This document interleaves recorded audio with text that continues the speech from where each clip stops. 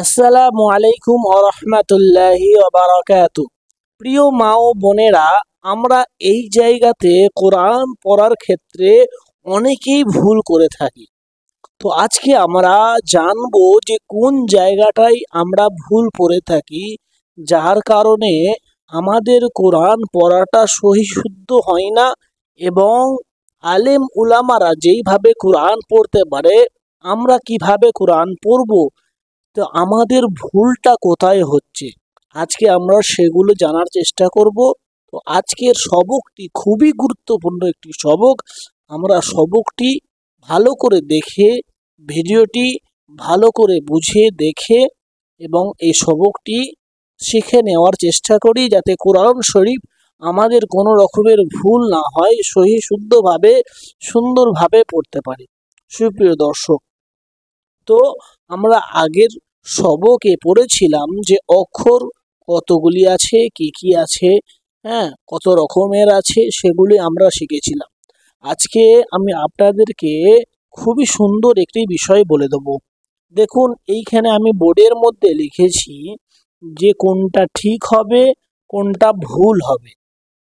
আপনারা আগে ভুলটা ধরতে শিখুন, যাতে আপনারা বুঝতে পারেন যে আপনার ভুলটা কোথায় হচ্ছে। দেখুন, বোর্ডে লেখা আছে দাল জবর দা, র জবর র, সিন জবর সা, তিনটে লেখা আছে। তো আমরা যখন আমার মা বোনেরা অথবা আমার ভাই ব্রাদাররা যখন পড়ি, কিভাবে পড়ি? দা র সা, এইভাবে কোরআন শরীফ পড়ি, যে আলহামদুলিল্লাহ, এইভাবে আমরা পড়ি। তো আমাদের কিভাবে পড়তে হবে, কিভাবে? আমরা সব শব্দগুলোকে আলাদা আলাদা বলি, ছাড়া ছাড়া বলি, কিন্তু আমাদেরকে পড়তে হবে শব্দগুলিকে একসাথে পড়তে হবে। দাল জবর দা, র জবর র, দার, সিন জবর সা, দারসা। একটা হলো দারসা আর একটা হচ্ছে দারসা। তো দুটোর মধ্যে ডিফারেন্স কোথায়? ওইটা হচ্ছে ছাড় ছাড় বলা হচ্ছে, আর এটা একসাথে বলা হচ্ছে, আর তাড়াতাড়ি পড়া হচ্ছে। তো আমাদেরকে কোরআন শরীফ পড়তে গেলেও আমাদের শব্দগুলোকে একসাথে পড়তে হবে, যে শব্দগুলো একসাথে পড়ার। তো আজকে আমরা সেই বিষয়গুলি জানবো, যে বিষয়গুলি অনেকেই ভুল করে থাকি। দেখুন, কিতাবের মধ্যে যে কিতাব আমাদের কাছে আছে অথবা যারা প্লে স্টোর থেকে ডাউনলোড করেননি, তো এখনো বলবো তারা এই কিতাবটা নুরআনি কায়দা বলে বা কোরআনি ফায়দার যে কিতাবটা, আপনারা প্লে স্টোর থেকে ডাউনলোড করে নিতে পারেন। তো দেখুন, এইখানে লেখা আছে তাখতি নাম্বার 3, হারাকাত অর্থাৎ চিহ্ন। হারাকাতের অর্থ কি? চিহ্ন। তো জবর জের পেশকে, জবর ওপরে থাকবে, নিচে জের থাকবে, আর এই গোল মতন পেশ হবে। তো জবর জের পেশকে হারাকাত বলা হয়। হারাকাত কাকে বলে আমাদেরকে ধ্যানে রাখতে হবে, যে জবর জের পেশকে হারাকাত বলা হয়। আর এই হারাকাত কিভাবে পড়তে হয়? জবর জের পেশকে তাড়াতাড়ি পড়তে হয়, টান দেওয়া নিষেধ, অর্থাৎ টান হবে না। আমরা এই বিষয়টি অনেকেই ভুল করি, যে হারাকাতে টান দিয়ে ফেলি, ওই কারণে কিন্তু আমাদের ভুলটা 90% লোকেদের হয়ে থাকে, যে হারাকাতে আমরা টান দিয়ে ফেলি। তো হারাকাতকে আমাদের পড়তে হবে বিনা টানে এবং তাড়াতাড়ি। যেভাবে আমি আপনাকে শিখাবো সেইভাবে যদি আপনি পড়েন, অবশ্যই সুন্দরভাবে কোরআন শরীফ পড়তে পারবেন, শিখতে পারবেন। চলুন আজকে শেখা যাক।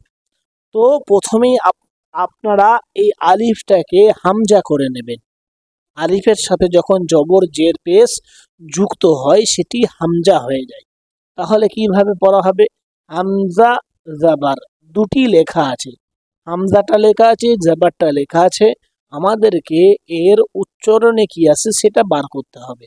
চলুন আমার সাথে সাথে সকলে বলুন, হামজা জাবার আ, হামজা জাবার আ, বা জাবার বা, তা জাবার তা, সা জাবার সা, জিম জাবার জা, হা জাবার হা, খ জাবার খ, দাল জবর দা, জাল জবর জা, র জবর র, জা জবর জা, সিন জবর সা, শিন জবর শা, صاد زبر ص، ضاد جبر ض، طا زبر طا، ظا زبر ظا، عين زبر أ، غين زبر غ، فا زبر فا، قف زبر ق، كف زبر كا، لم زبر لا، ميم زبر ما، نون زبر نا، واو زبر وا، ها زبر ها، همزة زبر أ، يا زبر يا، ইয়া জাবার ইয়া। তো এইভাবে আপনারা বিনা টানে পড়ে নেবেন। আমরা অনেকে কিরাম পড়ি, হামজা জাবার আ, বা জাবার বা, এইভাবে টান দিয়ে ফেলি। আমাদের কিন্তু টান দেওয়া যাবে না, আমাদের টান দেওয়া যাবে না। তো এই উচ্চারণগুলো কি আসছে, সেই উচ্চারণগুলো আমাদের অবশ্যই মাথায় রাখতে হবে যে জিম জাবার যা আছে, যেমন বাংলায় বর্গীর জয় আকার যা হয়, উঞ্জয় আকার যা হয়, সেইভাবে এইখানে জিম জাবার বানান করে যা আসছে, তো সেইটা আমাদেরকে মনে রাখতে হবে, বুঝতে হবে। সুপ্রিয় দর্শক, তো এইটা আমরা সকলেই ভালো করে মুখস্থ করে নেওয়ার চেষ্টা করব। তারপরে দেখুন নিচে আছে দাল জাবার দা, র জাবার র, দার, সিন জাবার সা, দারসা, একসাথে পড়তে হবে। কেউ যদি বলে দারসা, ভুল হয়ে যাবে, পড়াটা সহি শুদ্ধ হবে না। পড়তে হবে কেমন, দারসা, দারসা। তারপর দেখুন আছে ওয়াও জাবার ওয়া, দাল জাবার দা, ওয়াদা, আইন জাবার আ, ওয়াদা আ। একসাথে এবং তাড়াতাড়ি পড়তে হবে। আমরা সকলেই একসাথে পড়ি না, বেশিরভাগ মানুষে কি আছে আলাদা পড়ি। ওয়াদা আ, আলাদা আলাদা।